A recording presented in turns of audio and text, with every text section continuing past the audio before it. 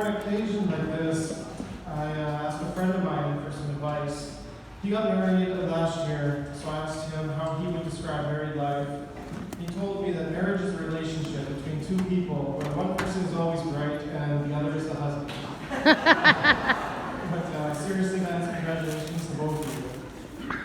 There comes a time in everyone's life when they meet their one true love, their soulmate, someone who's going to know and love them for the rest of their life. That moment came for Stephen about 23 years ago when he met me.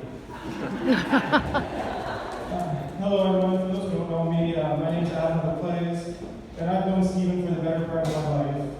We met in grade school back in 1996. Yeah.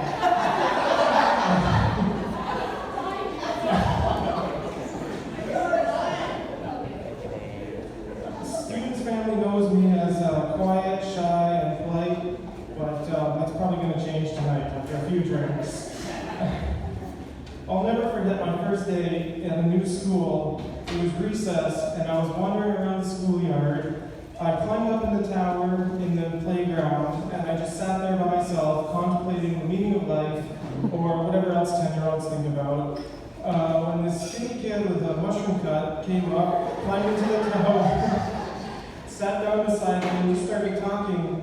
I don't remember what we talked about, but I'll never forget the end of that conversation. Just as he was about to leave, I realized that we hadn't introduced ourselves, so I said, "I'm Adam, by the way." And he turned and jumped off the tower, and as he leapt through the air, he yelled out, "Super Steve!" And from that point on, I knew this weird kid was going to become a very good friend of mine. Stephen, you've been my best friend since we met, and I'm honored to be standing here with you. Now, Stephen told me that if I do a good job on this speech tonight, that I'll get to be the best man at his next wedding.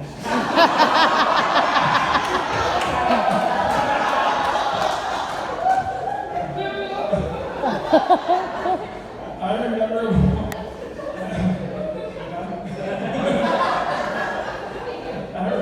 one day, Stephen called me telling me that he was going to be having a baby brother, although he wasn't overly excited about it. However, these two have become great friends now, and they spend a lot of their time together.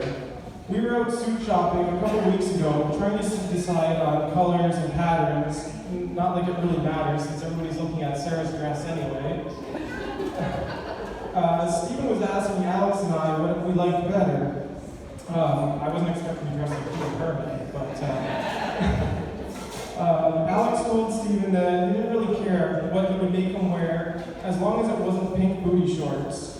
But he then continued to say that he would wear the pink booty shorts if you gave him some time to get used to it, if it makes you happy. That's a dedication that I can't say I'd match. So let's have a hand for the well-deserved best man, Stephen's brother, Alex.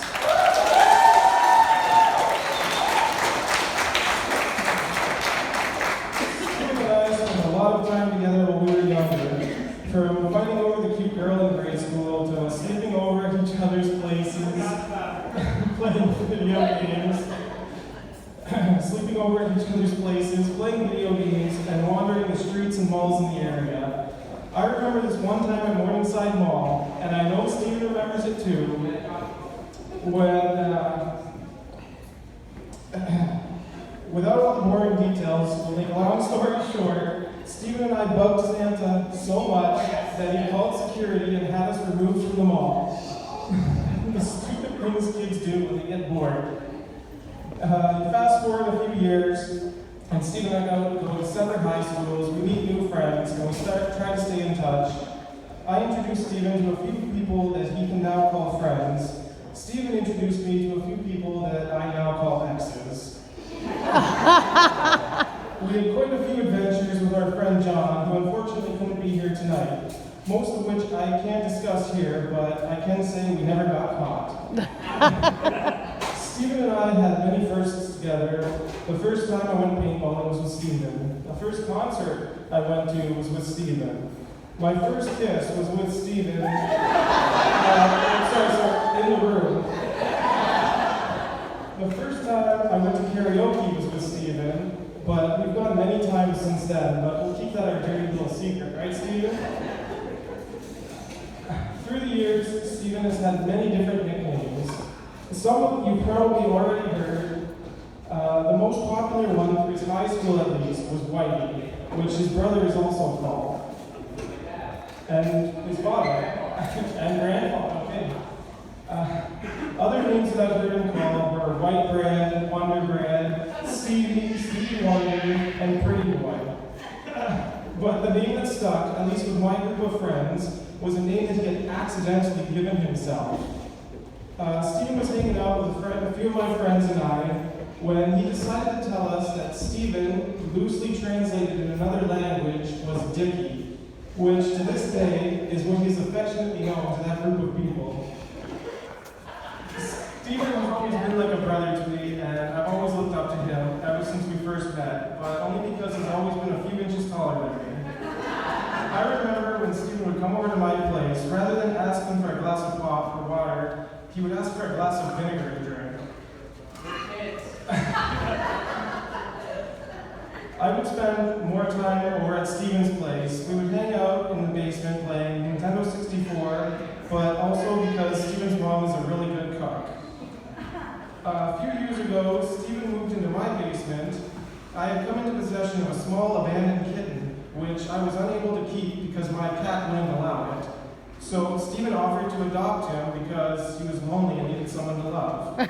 This kitten has now grown into the cat that Stephen creatively named Mr. Meow. It was in 2013 that Stephen met the love of his life, his PlayStation 4. A few years later, Stephen brought home Sarah, a goal-oriented, driven, motivated, beautiful girl who I figured wouldn't stick around. But I admit, I was wrong. She stuck around and seemed like she was in it for the long haul. I know everyone's told you this already, Sarah, tonight, but you look very beautiful. Sarah worked really hard to fit in with Stephen's group of friends, but she didn't have to try harder. She was a great personality. She's very caring, honest, and generous. Not to mention, she only had to impress the three of us. One day, Stephen called me and asked me what I thought about marriage. I told him that I'm flattered, but what happened to Sarah? Sarah and Stephen were around for the most important day of my life, the day my daughter was born. They came to the hospital with a gift, the biggest box of Cinnabon that I've ever seen. I'm honored to be part of the most important day of your lives. Stephen, I have two very important tips for you on a successful marriage. Number one, always remember these three words. You're right, dear. But number two, and this is way more important, the best way to remember your anniversary is to forget it once. Sarah, you make Stephen happy in a way that I never could. Thank you for that. If I can get you two to do me a favor, Sarah, can you just put your hand on the table, please? Now, Stephen, can you just put your hand on top of hers? Now, just remember how this feels, Stephen, because this is the last time you're going to have the upper hand in this marriage.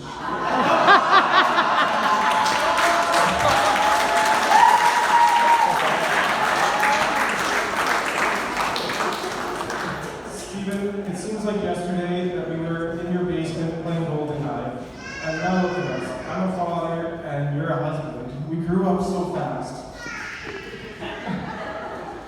But seriously, Stephen, you're my best friend. You've been there for me through everything in this life, the good and the bad, the fun times and the really hard ones, and I love you for always being there.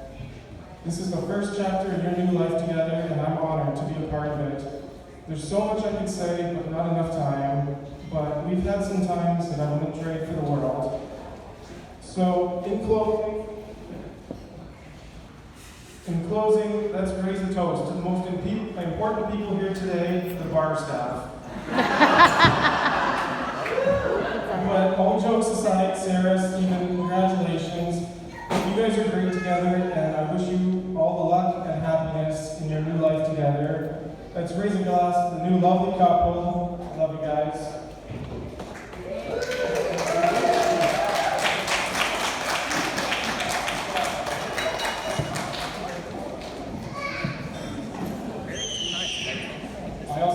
pictures of 10-year-old Stephen if anyone wants to see.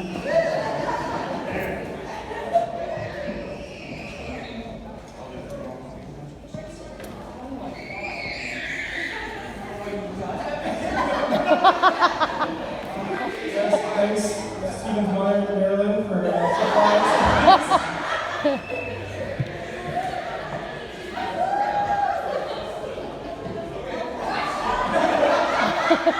supplies.